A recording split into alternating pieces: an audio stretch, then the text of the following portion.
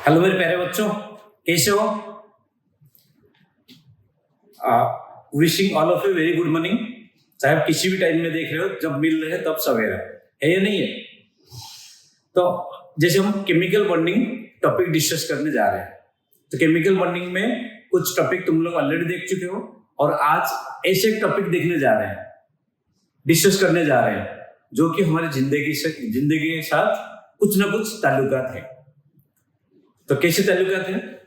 हमें जिंदगी में आखिर चाहिए क्या? क्या चाहिए? सोचो। स्टेबिलिटी चाहिए। तो स्टेबिलिटी का मतलब क्या है? स्टेबिलिटी मतलब क्या है बोलो? कोई बॉय स्टूडेंट वहां पे सोच रहा है कि सर बस आईआईटी मिल जाए और उसके बाद हैंडसम सैलरी और एक ब्यूटीफुल वाइफ, तो उसके लिए स्टेबिलिटी है। यहाँ पे कोई एक गर्ल स्टूडेंट क्या सोच रही है? नहीं सर, मुझे तो मेडिकल करना है, मेडिकल मुझे अच्छे एम्स में या अच्छे कॉलेज में एडमिशन मिल जाए, उसके बाद काफी सारे गहने चाहिए, एक बहुत बड़ा हवेली चाहिए, फिर मुझे स्टेबिलिटी मिल जाएगा। तो इसका मतलब क्या हुआ? स्टेबिलिटी का कंडीशन सबके लिए अलग अलग है, लेकिन चाहिए आखिर सबको स्टेबिलिटी चाहिए ही चाहिए। आखिर में सबको स्टेबिलिटी चाहिए।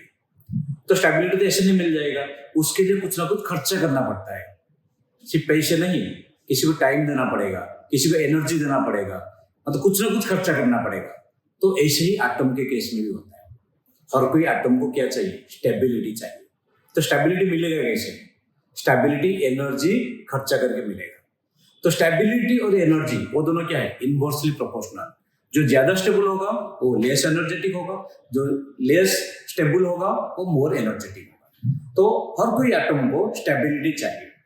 तो स्टेबिलिटी का कंडीशन, जैसे हमारे लिए स्टेबिलिटी का कंडीशन अलग अलग था, किसी को आईआईटी में जाना है, किसी को मेडिकल में जाना है। तो एटम को स्टेबिलिटी के लिए क्या चाहिए? कुछ कंडीशन चाहिए। तो कंडीशन है क्या, वो आज डिस्कस करने जा रहे हैं, जो कि मेनली ऑक्टेट और एक डॉपलेट। समझ आए? ऑक्टेट और डॉपलेट कॉन्फ़िगरेशन होता है। तो चलो स्टूडेंट अभी डिस्कस करने जा रहे हैं। तो conditions for stability, the inertness of noble gas. Noble gas सबसे ज्यादा स्टेबल है। रीजन क्या है? क्योंकि उनके पास स्टेबल कंडीशन है। हीलियम के पास डॉपलेट कॉन्फ़िगरेशन है, और हीलियम के अलावा बाकी जो एलिमेंट्स है, नियॉन, आर्गन, क्रिप्टन, जेनॉन और एटम, तो सबके पास क्या चाहिए? सबके पास क्या है? ऑक्टेट कॉन्फ़िगरेशन है। उनके आउटरमोस्ट शेल में 8 इलेक्ट्रॉन्स है, वही लिखा हुआ है, ठीक है। हीलियम के अलावा बाकी सबके पास 8 इलेक्ट्रॉन्स है। तो एक स्टेबिलिटी का कंडीशन, एक क्राइटेरिया है। तो इसके आगे लिखा है, तो अदर एलिमेंट्स, मतलब ये तो हो गया नोबल गैस के बाद, जिसमें आउटरमोस्ट शेल में हीलियम का 2 है, बाकी एलिमेंट का 8 है। तो इनके अलावा बाकी जो एलिमेंट्स पीरियोडिक टेबल में प्रेजेंट है, अदर एलिमेंट्स है ना, have tendency to attend the electron configuration that is nearest nobel gas, ठीक है। इधर 8 होगा या फिर 2 होगा। जैसे मान लो हीलियम है, हीलियम का नियरेस्ट जो एलिमेंट होगा हाइड्रोजन, उसको चाहिए हीलियम का इलेक्ट्रॉन कॉन्फ़िगरेशन, लिथियम को चाहिए हीलियम का इलेक्ट्रॉन कॉन्फ़िगरेशन। तो बाकी जो एलिमेंट्स है सबको चाहिए उनके next nearest noble gas configuration. मान लो आप ले रहे हो क्लोरीन की बात, क्लोरीन का नेक्स्ट नियरेस्ट एलिमेंट कौन है? आर्गन है, ठीक है, that is noble gas. So argon के पास कितने इलेक्ट्रॉन है? 18 इलेक्ट्रॉन है, उसका आउटरमोस्ट शेल में 8 इलेक्ट्रॉन्स है। क्लोरीन पास 7 है। तो वो नोबल गैस कॉन्फ़िगरेशन कैसे अटेन कर सकते हैं? Bye gaining 1 electron. क्लियर? तो ये लिखा हुआ है। तो उसमें 8 इलेक्ट्रॉन मींस आउटरमोस्ट शेल में NH2 NP6 इलेक्ट्रॉन कॉन्फ़िगरेशन। जैसे आर्गन के पास क्या है? 3s2 3p6, क्लोरीन के पास 3s2 3p5, एक इलेक्ट्रॉन की जरूरत है। मान लो हम सोडियम की बात कर रहे हैं, सोडियम में कितने इलेक्ट्रॉन है? 11। सो आउटरमोस्ट शेल में 3s1 है, तो एक इलेक्ट्रॉन अगर लूज करता है, that will have the electron configuration equal to neon. So 2s2 2p6 होगा आफ्टर लूजिंग 3s इलेक्ट्रॉन, एक इलेक्ट्रॉन जो कि 3s में है। तो हर कोई एलिमेंट को जो स्टेबिलिटी चाहिए, इसका मतलब नेक्स्ट नियरेस्ट नोबल गैस का इलेक्ट्रॉन कॉन्फ़िगरेशन चाहिए। तो कैसे होगा? इधर बाय लूजिंग सम इलेक्ट्रॉन, जैसे हमने बताया सोडियम के केस में, और बाय गेनिंग सम इलेक्ट्रॉन, और बाय शेयरिंग सम इलेक्ट्रॉन, वही लिखा हुआ है, ठीक है। तो ये इधर लूज होगा, गेन करेंगे, या फिर शेयर करके नोबल गैस कॉन्फ़िगरेशन को अटेन कर सकते हैं। क्लियर बच्चे? अब देखते हैं, फर्स्ट हो गया डॉपलेट कॉन्फ़िगरेशन या डॉपलेट रूल। तो ये हर कोई एलिमेंट का नहीं होता, ओनली फर्स्ट शेल में 2 इलेक्ट्रॉन हो सकता है। तो यहाँ पे क्या होगा? तो लोअर एलिमेंट्स है, लोअर एलिमेंट मींस जैसे हाइड्रोजन है, तो हाइड्रोजन के पास 1 इलेक्ट्रॉन है, ठीक है। तो अगर H- बनेगा डबलेट हो गया। लिथियम के पास कितने इलेक्ट्रॉन है? 3 इलेक्ट्रॉन है, तो लिथियम अगर प्लस होगा डबलेट होगा। बेरिलियम के पास कितने इलेक्ट्रॉन है? 4 इलेक्ट्रॉन है, तो बेरिलियम अगर 2 प्लस होगा तो डबलेट कॉन्फ़िगरेशन होगा। ये समझ आया? It is equal to the electron configuration of noble gas, that is helium. ये सबका हो गया डबलेट कॉन्फ़िगरेशन। क्लियर? अब मेजर जो है that is octet configuration. Octet क्या है? The octet states that atoms of various elements have the tendency to attain the configuration of 8 electrons in their outermost shell। चाहे उसमें 5 शेल हो, तो 5 shell में 4 शेल में हो सकते हैं 32 इलेक्ट्रॉन हो, बट जो 5th शेल है उसमें 8 अगर होगा then octet configuration. Inner shell में क्या इलेक्ट्रॉन है उसके साथ कोई उसके लेना देना नहीं। आउटरमोस्ट शेल में 8 इलेक्ट्रॉन होना जरूरी है in order to have the octet configuration. Clear बच्चे? तो ये हो गया ऑक्टेट रूल। जैसे अभी मैंने बताया था सोडियम ऑक्टेट कैसे होगा? When it is converted to Na+। Fluorine octet कैसे होगा?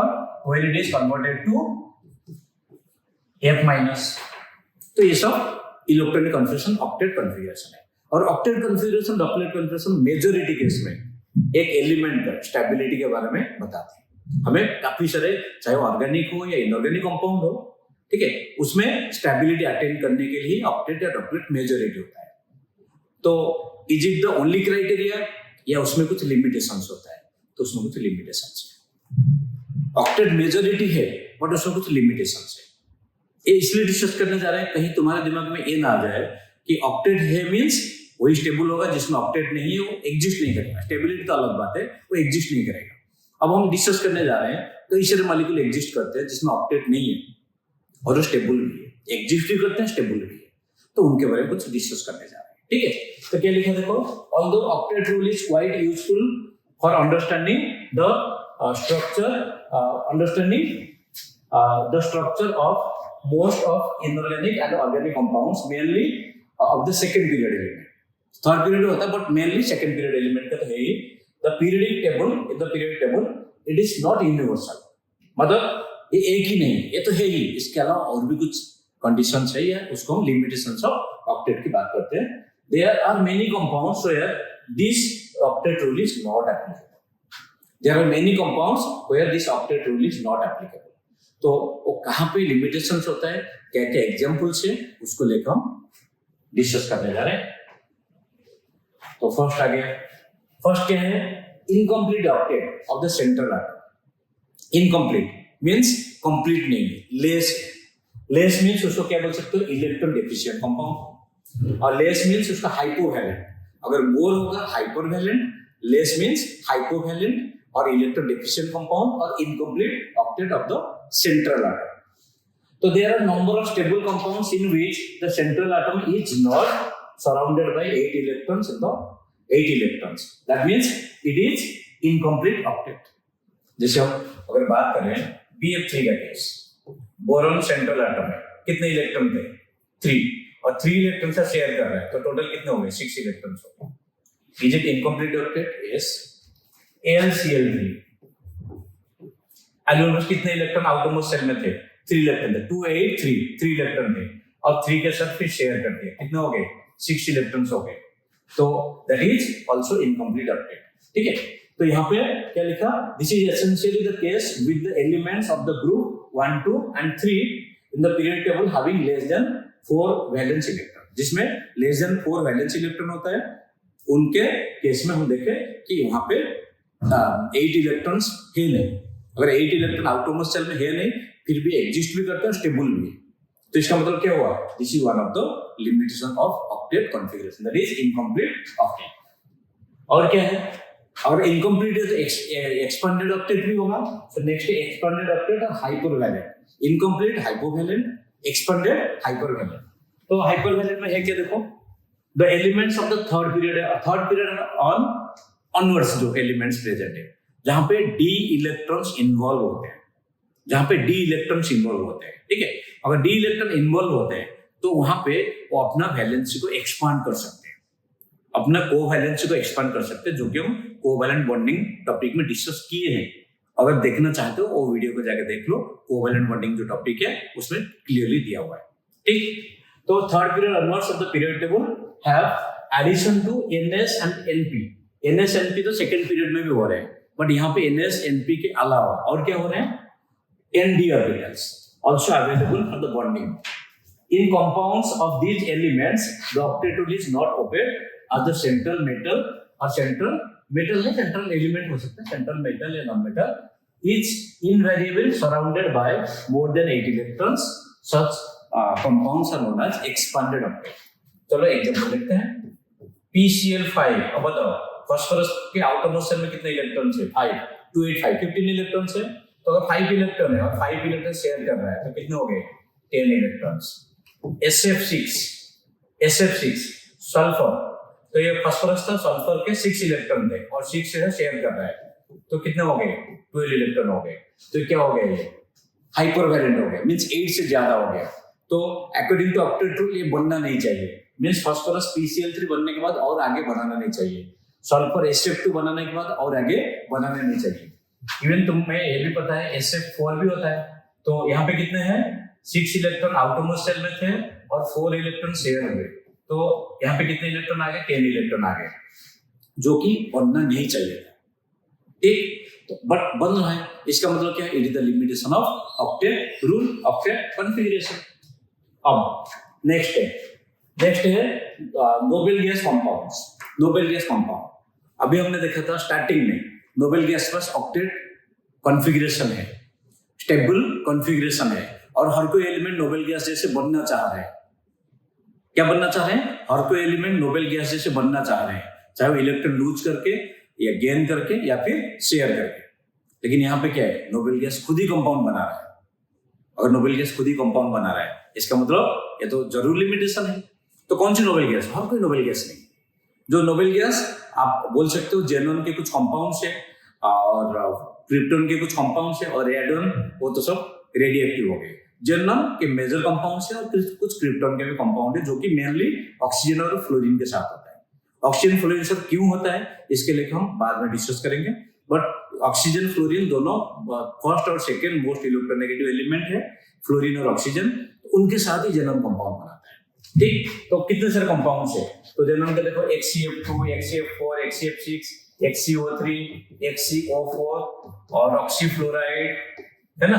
तो HCO2, F2, HeO2, F4. देखो कितने सारे कंपाउंड्स है. तो जेनॉन के इतने सारे कंपाउंड्स है. तो इसका मतलब ये तो लिमिटेशन हो गया कि noble gases are also have the tendency or are also forming some compounds. So that means it is also limitation of octet configuration.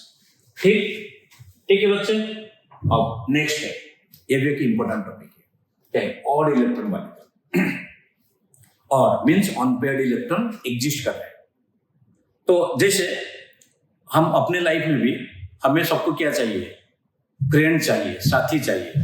ठीक है, फ्रेंड मतलब हमेशा एक ही टाइप का बात नहीं कर रहा हूं. इन जनरल सबको फ्रेंड चाहिए, कुछ सुख दुख बांटने के लिए, कहीं पे ट्रैवल करने के लिए फ्रेंड चाहिए. तो हमें जैसे अकेले में मतलब क्या होता है? अकेलापन महसूस होता है. हम चाहते हैं हमारे साथ कोई हो, चाहे फैमिली हो, फ्रेंड हो, कोई हो. तो इलेक्ट्रॉन भी अकेला जो होता है वो ज्यादा स्टेबल नहीं होता, अनस्टेबल होता है. तो मॉलिक्यूल्स में हमेशा देखना जो इलेक्ट्रॉन्स होते हैं हमेशा पेयर्ड फॉर्म में होते हैं. तो पेयर्ड मीन्स दो टाइप के होंगे. इधर तुम्हारा लोन पेयर होगा जो कि पेयर ऑफ इलेक्ट्रॉन बट किसी एक ही एटम के साथ बिलोंग करता है, दो एटम के बीच में नहीं होता. और एक शेयर्ड पेयर होगा इलेक्ट्रॉन हमेशा पेयर में होगा, चाहे वो लोन पेयर हो या शेयर्ड पेयर हो. बट यहाँ पे हम कुछ मॉलिक्यूल देखेंगे जिनके पास ऑड इलेक्ट्रॉन है, इलेक्ट्रॉन अनपेयर्ड है, फिर भी वो स्टेबल है, फिर वो एग्जिस्ट करते हैं. तो क्यों एग्जिस्ट करते हैं? तो अगर ऑड इलेक्ट्रॉन है तो कभी भी ऑक्टेट रूल को ओबे नहीं करेगा. तो क्यों एग्जिस्ट करते हैं? तो फिर ये ऑक्टेट रूल का एक लिमिटेशन हो गया. तो क्या लिखा है? Odd electron molecule. There are number of examples. Number of example आप ले सकते हो. NO, यहाँ पे भी ऑड इलेक्ट्रॉन है. NO2, ये भी ऑड इलेक्ट्रॉन है. ठीक है, एक दो एग्जांपल दे रहा हूँ. NO2 where the molecules contain odd number of electrons and the octet rule is not satisfied by all atoms. यहाँ पे नाइट्रोजन पास ऑड इलेक्ट्रॉन है, इसमें भी नाइट्रोजन पास ऑड इलेक्ट्रॉन. एग्जिस्ट करते हैं, यानी कि एग्जिस्ट नहीं करते, एग्जिस्ट करते हैं बट ऑड इलेक्ट्रॉन है. So it is the limitation of octet. तो हम यहाँ पे छोटा सा ऑड इलेक्ट्रॉन मॉलिक्यूल लेके कुछ पॉइंट्स मैंने बना दिया तुम लोगों के रेफरेंस के लिए, जो कि आगे तुम्हें काम में आएगा। तो ऑड इलेक्ट्रॉन मॉलिक्यूल जो होते हैं उनका कैरेक्टरिस्टिक क्या होता है, वो बाकी सब एलिमेंट जैसे, बाकी सब मॉलिक्यूल जैसे होता है, ये थोड़ा सा डिफरेंट होता है। थोड़ा सा डिफरेंट होता है। क्या थोड़ा सा डिफरेंट होता है? ऑड इलेक्ट्रॉन मॉलिक्यूल जो बनते हैं जनरली, जो भी एलिमेंट के बीच में बनते हैं, उनके इलेक्ट्रोनेगेटिविटी डिफरेंस 0.5 ही होना चाहिए, उससे ज्यादा नहीं। जैसे देखो नाइट्रोजन ऑक्सीजन, उनके इलेक्ट्रोनेगेटिव डिफरेंस बहुत ज्यादा नहीं है, वो 0.5 के अंदर ही आता है।